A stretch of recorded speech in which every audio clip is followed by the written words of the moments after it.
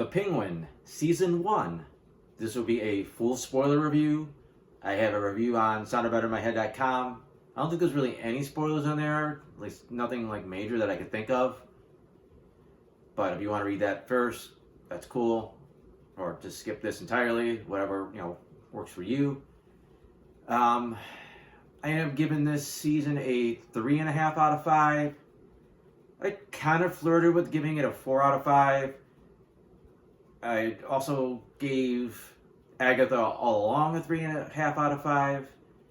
And I think as a standalone, I think Penguin's a better show. But as something that's part of a larger universe, I think this is where it falls flat.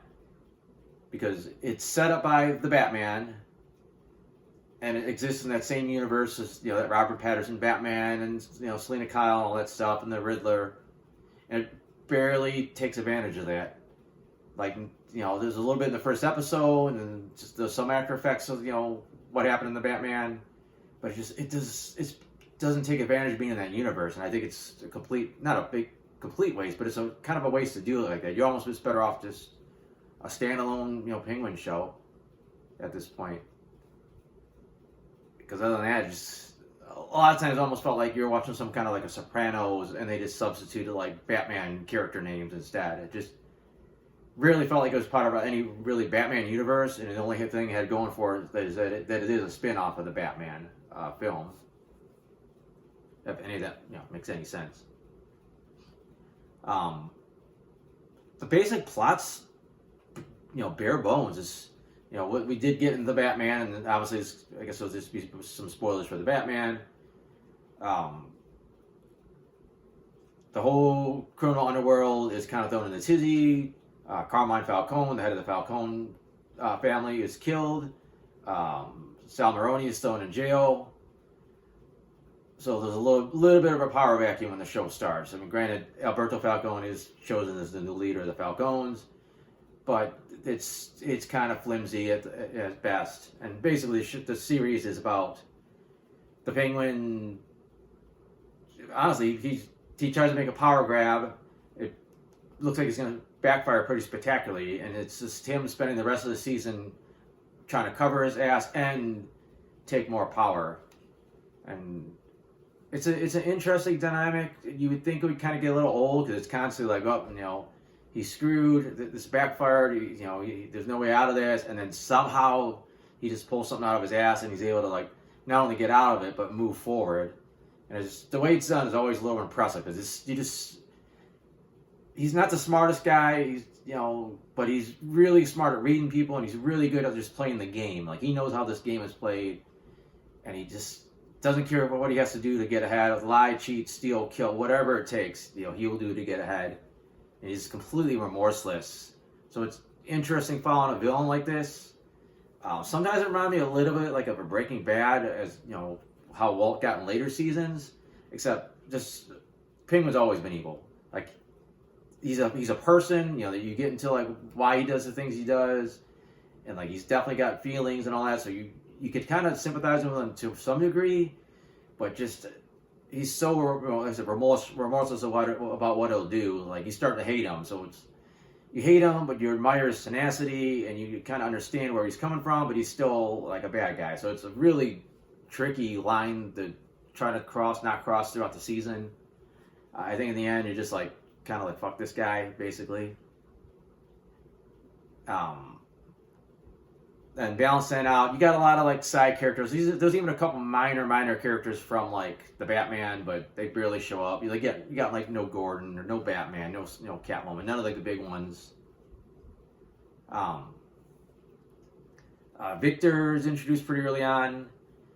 He's likable enough, just a kid that got himself in the wrong place at the wrong time. And yeah, he was trying to steal tires off Penguin's car, but his neighborhood got destroyed by this flood. He doesn't really have anything. He's kind of working for this neighborhood drug dealer.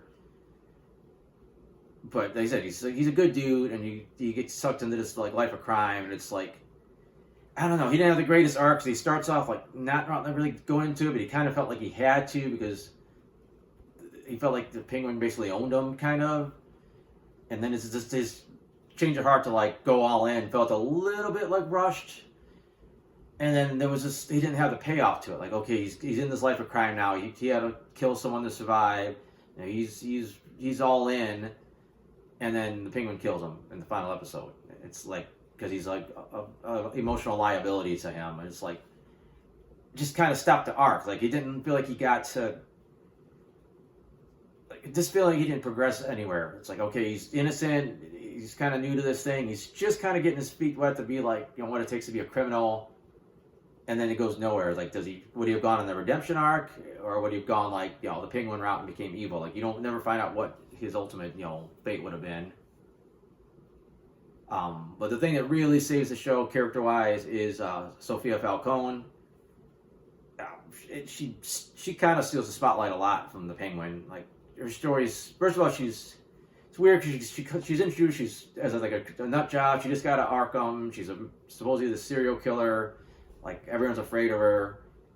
And then as you spend more time with her and you start to get into her background, she is essentially innocent. I mean, yeah, she was part of a crime family. Yeah, she probably would have taken over if, you know, things didn't go south.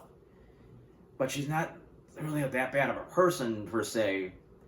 And just, you see the shit that happened to her, just how bad she got screwed over. It's like, you start rooting for her, like, pretty big time.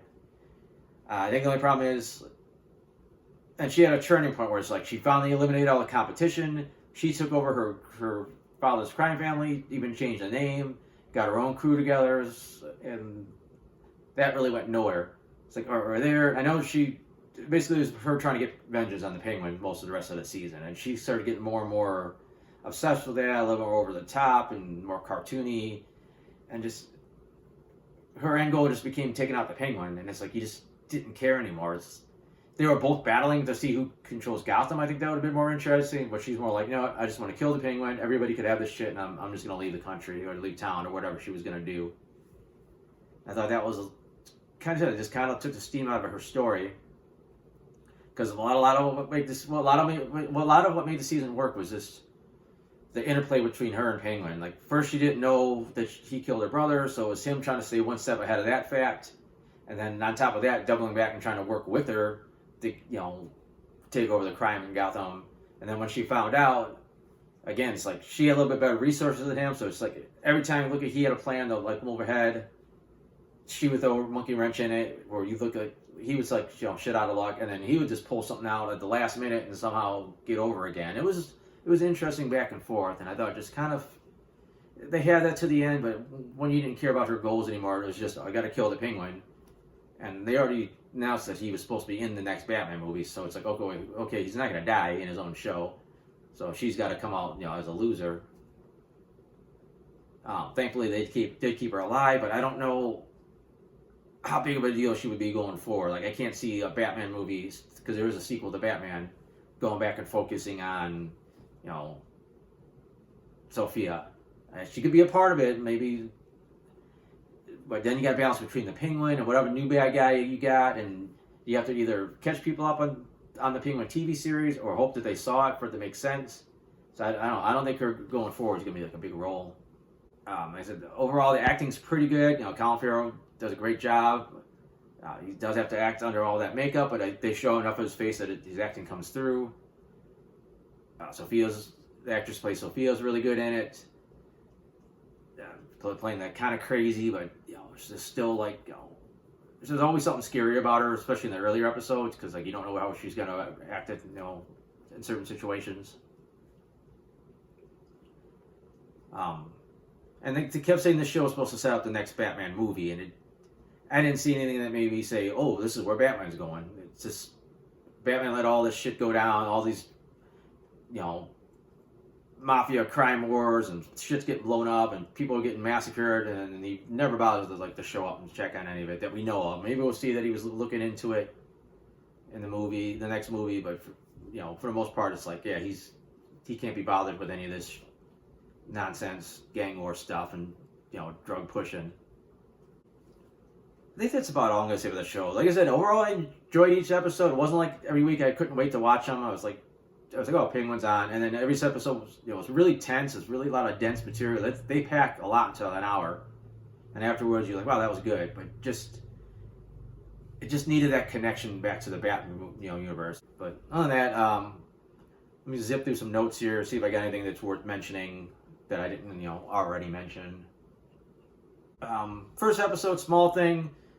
It looked for like the longest time Victor was gonna get killed by the Penguin, but you could tell he was a main character, and I think he's in the opening credits. So it's like, okay, obviously this kid's not gonna die. So that took a little bit out of the tension, but it was still pretty tense. But it's like, well, this kid's gonna be all right because they need him for the rest of the season.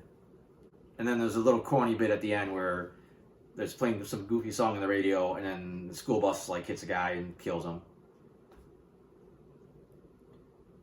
And also, Oz himself had like a weird sense of humor. Like he says like some funny stuff at like weird times. Like something crazy would happen. Just the comments he would make, were pretty funny.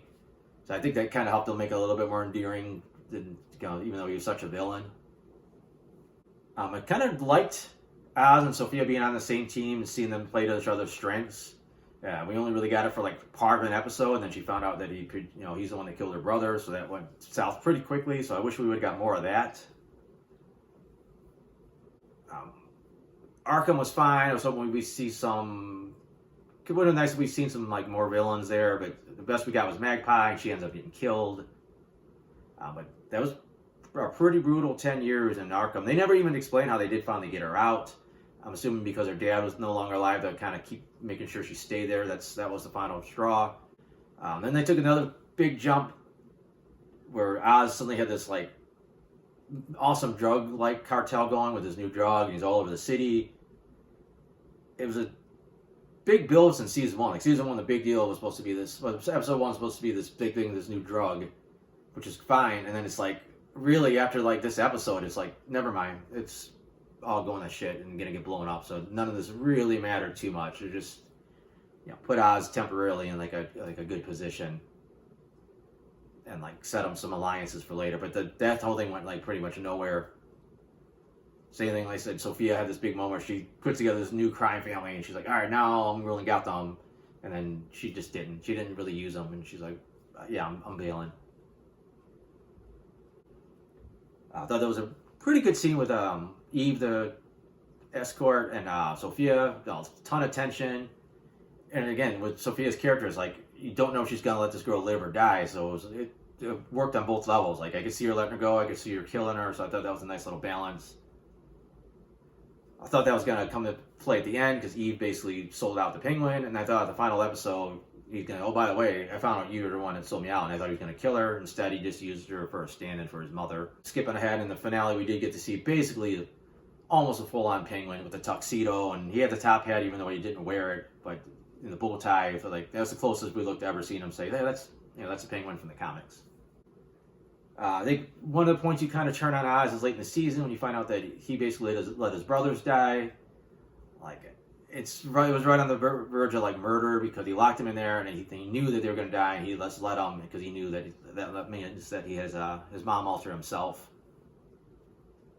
And then his mom, obviously, she found out that she knew that he killed his brothers and was basically going to have him whacked.